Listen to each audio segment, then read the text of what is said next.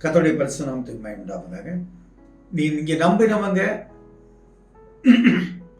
உங்க பந்தியில் அப்பம் வசித்தவங்க, நீங்க வஸ்திரம் எடுத்து கொடுத்து எல்லாம் நன்மையை பெற்றவங்க, இன்னைக்கு உங்களை அபகரித்து உங்களை வெளியே தள்ளி உங்களை கஷ்டப்படுத்திட்டாங்க. ஆளாதுங்க.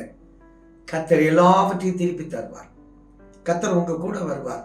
அதை பார்க்கிறார். வாசிப்போம். தாவீது தன் முகத்தை மூடி வெறுங்காலால் நடந்து அழுது கொண்டு ஒலிவ மலையின் மேல் ஏறி போனான். அவனோடு இந்த சகல ஜனங்களும் முகத்தை மூடி அழுது கொண்டு ஏறி போனார்கள். அப்போ இது ஒரு பெரிய பிரச்சனை. முகத்தை மூடிட்டான். யாருன்னா பெத்த மகன். அவனுக்கு ராஜபாரத்தை அபகரித்து கொண்டான். பெத்த மகன் அப்சலோம் தாவீதுனுடைய ராஜபாரத்தை அவன் அபகரித்து கொண்டான். நான் சொல்றேன், உங்களுடைய பொசிஷனை யார் அபகரித்தாலும் கர்த்தர் விட மாட்டார். கர்த்தர் விடவே மாட்டார். இன்னைக்கு நீங்க முகத்தை மூடி இருக்கலாம், நீங்க அழுதுட்டு இருக்கலாம், நீங்க வெட்கத்தை அனுபவிக்கலாம். ஆனா இந்த வெட்கம் இன்றோடு முடிவுக்கு வருகிறது.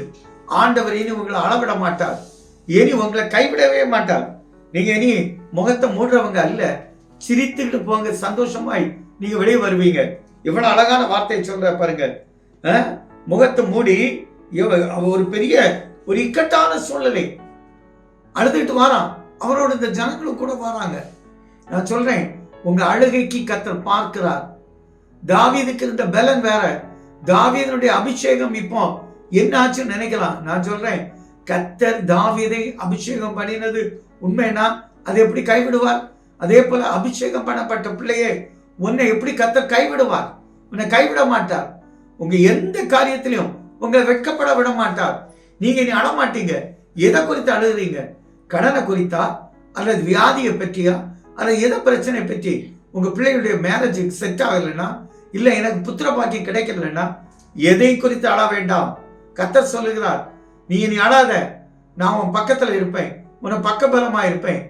ஆண்டவர் மீண்டும் அவன் ராஜா ஆகிறதுக்கு முன்பாக விதைத்த இதே அப்சலோம் மரத்துல தூக்கப்பட்டு செத்து போனான்ல, நீ கவலைப்படாண்டா.